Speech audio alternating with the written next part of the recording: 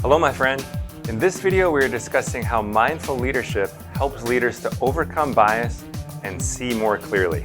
This is from an interview we did with Michael Carroll, author of The Mindful Leader. This is Business Leadership Today. I'm your host, Matt Tenney. Given the American culture, bias has grown into a dangerous situation because a lot of biases can grow toxic, can grow poisonous. Right. You know, you have a bias because, you know, I do, I'm very proud to do a lot of work with the disability rights. Mm-hmm. And if you have a young woman coming in who's paraplegic in a wheelchair, and you see that person, we almost invariably have a bias that they're not as capable, that they are worthy of our sympathy, right?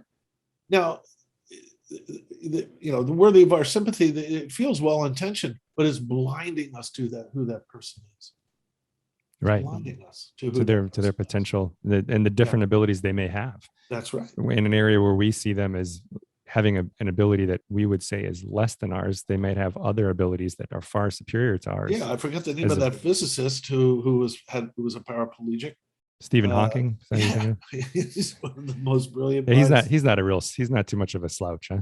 That's right. Well, I think he passed away recently. But my point is that biases grow toxic when they become rigid and we are unaware of them.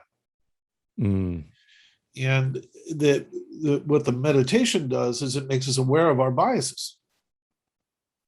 And I think that's the essential principle here, Matt. I mean, there's no particular bias that you should be obviously being biased against people because of their sexual preferences or their color of their skin, and bringing preconceived notions of who they might be, and being, nowadays very aware of any racial. I know I consider myself, very radically liberated, or trying to be liberated from any racial biases, but there's no way I want to get out of them.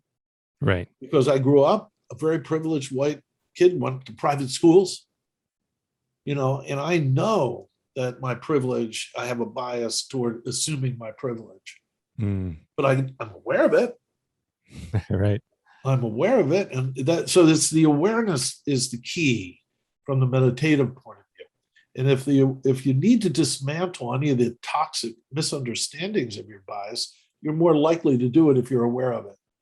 If the bias is offering you a wisdom, like a CFO has a bias, right, or a data scientist has a bias, then the meditation gives you the ability to actually rely on those biases skillfully to the advantage of all. That's the fundamental discovery in the meditation around how to work with mindsets. They don't become fixed; they become fluid.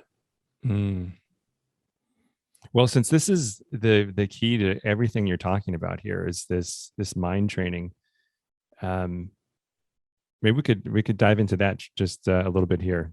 So, for somebody who's never engaged in any type of self-awareness training or becoming aware of their thoughts or their mind, whether it be called mindfulness or meditation or whatever people are calling it, but they've never really engaged in a formal way, or maybe they have, maybe they've just dabbled in like, an app like, what's that one called? Headspace or something like that. And there's other ones too. They're kind of cool.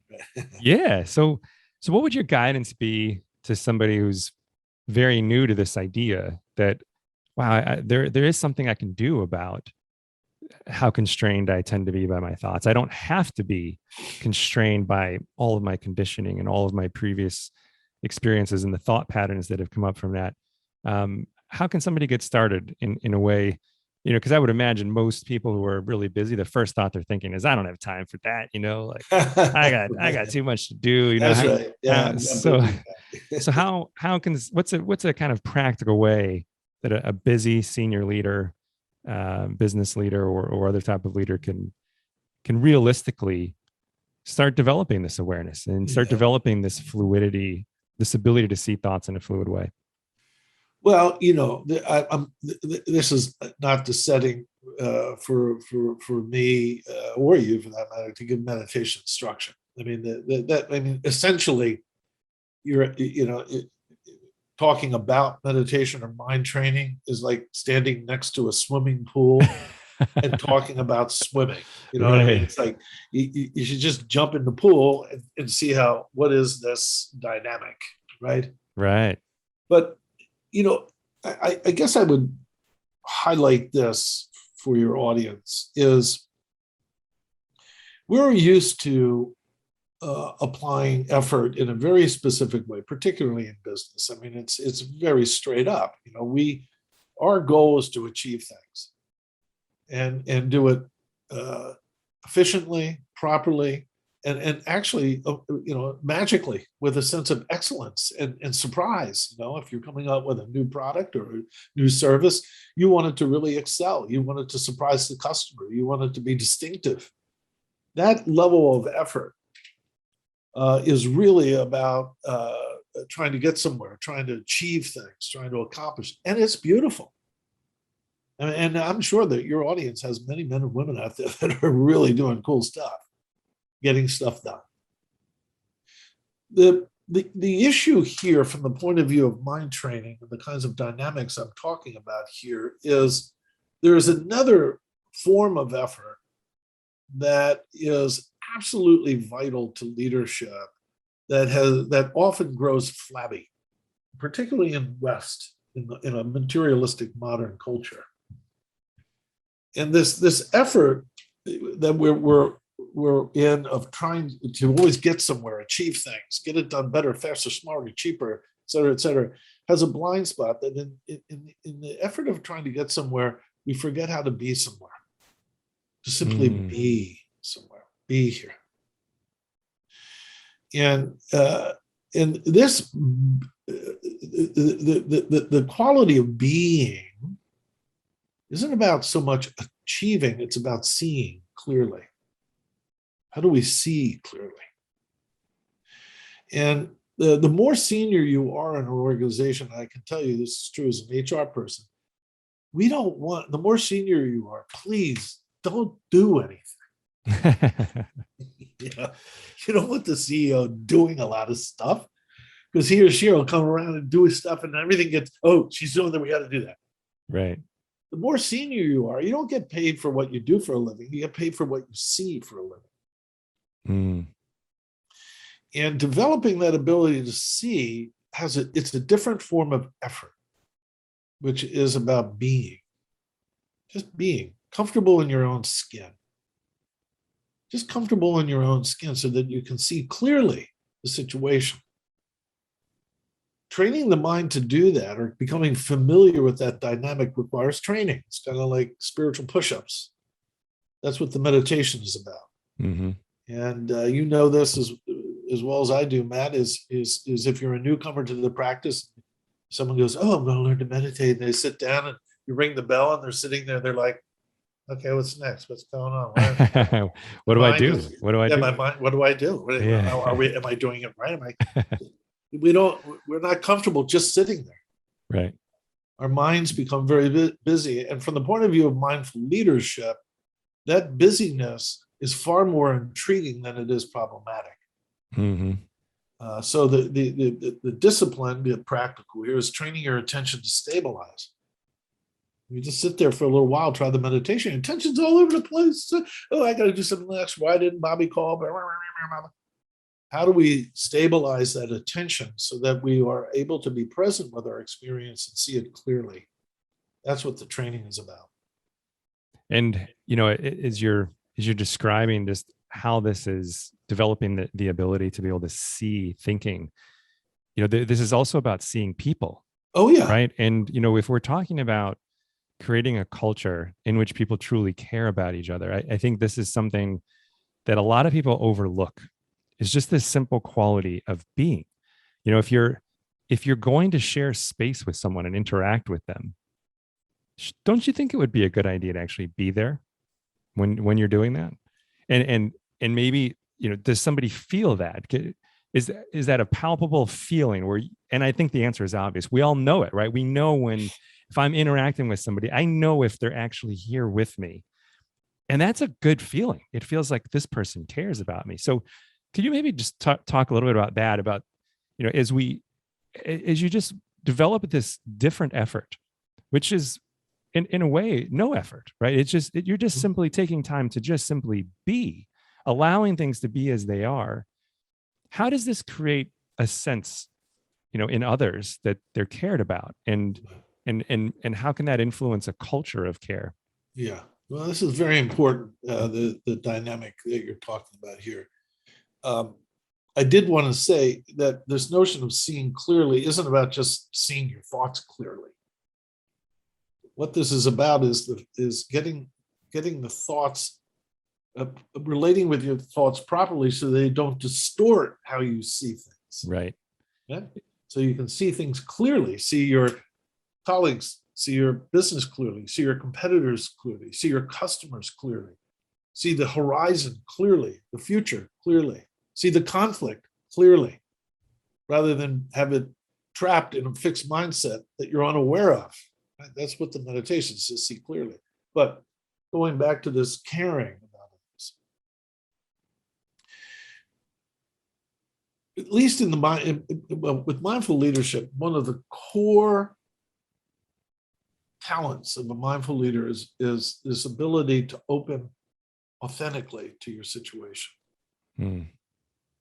Now, for many leaders, it's like, okay, we're going to talk about open. She's open authentically. What is this? Yeah. Is this guy Another hippie authenticity guy? Yeah, right. Here Is this comes. guy hippie? And I used to be. I get it. Woo woo. Is this open authentically? So one of the stories that I use to sort of illustrate it is why I'm so uncomfortable watching the Olympics. I think, Matt, you've heard me tell this story before. But my wife was a gymnast when she grew up, and she loves watching the ice skating and the gymnastics and all that kind of stuff. But it always makes me, particularly ice skating, very, very uncomfortable. Here's why. So everybody's done this. You watch the two beautiful young people come out on the ice, the most slipperiest surface known to man, known to humans, with these razor blades on their shoes, Right. and 50 million people watching. And the music. What could go wrong? Yeah, right. They start. They're out there. What could go wrong, right? And then at some point, nowadays, even the announcer gets upset. They go, "Okay, now here comes the time," because to qualify, they have to do a triple Lutz or a triple flip or what, I don't know the name of it. And they come down. They're going backwards. All of a sudden, they go up, and as they go up, we go, "Oh my God!" And if they come down and land, we go, it's amazing. If they fall, it's like, oh, it's Bob, the guy who fell at the Olympics, for the rest of his life. But why are we uneasy there? Why is that so powerful? Is because these two young people have chosen to be completely vulnerable, absolutely vulnerable. Now, when we think of vulnerability, we think of a situation that's unpreferred, or something that needs to be resolved, or a weakness. But from the point of view of this mindful leadership, vulnerability is the source of power. And because these young people who are jumping up in the air and flying around in front of 60 people on slippery surfaces with razor blades, they're vulnerable. They're exposed, completely exposed. But they're not going, oh, I'm so exposed. No. They're expressing their confidence. Right. Vulnerability and confidence are the exact same thing, or two sides of the coin. In order to be confident, one must be open to the situation. Not strategize your way through, but open to the situation confidently. The meditation trains the mind to do that, or reminds the mind that it can open confidently to the circumstance, whether it's a business conflict, a difficult negotiation, a triumph, a tragedy. You can open to it confidently, rather than lay back inside the mind that is using perseverating thought processes to calculate its way through it, which almost invariably designs blind spots. The Killingsworth study that everyone loves quoting now. Essentially, Killingsworth is a Harvard researcher. Your audience may be aware of this. Essentially, I won't get into all the tools that he uses, but he uses interesting measurements. But essentially, he found that the human experience, we spend around 50% of our time thinking about something other than what we're doing. Right? Mm-hmm. If you're in a traffic jam, 100% you're thinking something else. If you're hugging your granddaughter or your loved one, 100% you're there, most likely. But we do all kinds of stuff. Generally speaking, 50% of the time we're thinking about something other than what we're doing. Here's the key. The 50% of the time when we're thinking about something other than what we're doing, 80% of that time, what we're thinking about is more distressing than the actual experience. That's right. We author our own distress. Right. We author our own confusion. So the meditation trains the mind to deconstruct that mechanism so that we can open to our experience rather than speculate about it. We can actually touch our world rather than try to navigate through it. And that's a vital leadership skill. It's not the only one. You have to do all kinds of stuff as a great leader, but being able to see things clearly without the fog of our preconceptions, that is a fundamental issue. We hope you found this video valuable. If you'd like to listen to the entire 30-minute interview, please visit our website at businessleadershiptoday.com. Also, if you'd like to see more videos like this one, please be sure to subscribe to our YouTube channel and opt in for notifications. Until next time, I wish you great success building a world-class organization that improves the lives of employees and makes a positive impact in our world.